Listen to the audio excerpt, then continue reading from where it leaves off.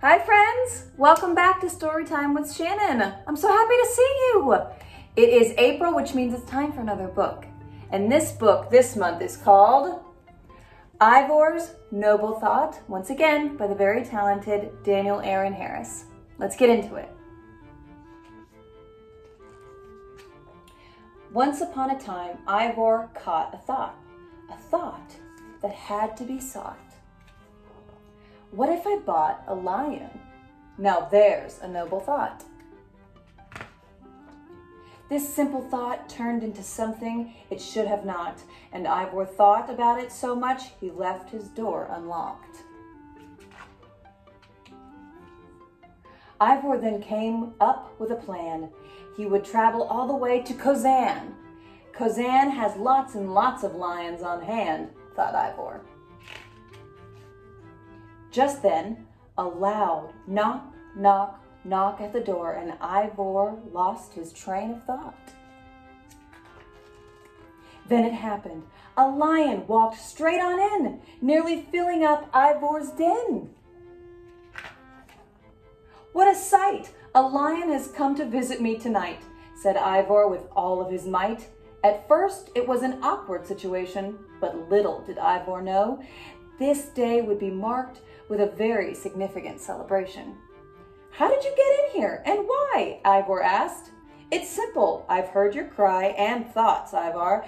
You did think a lot, said the lion. I'm afraid that you can't stay. My place is too small.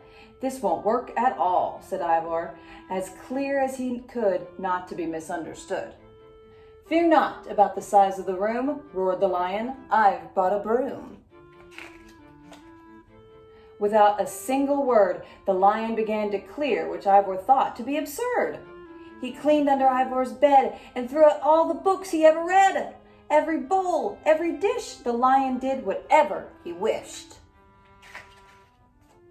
The lion did away with Ivor's chairs and table. Everything was done away with, even his comic books from Uncle Abel. Every single picture on the wall was now down. There was nothing left in the whole place at all. Then the wind blew and the walls shook so much that Ivor couldn't even look. The lion began to grow so big and tall that before long there was no room at all.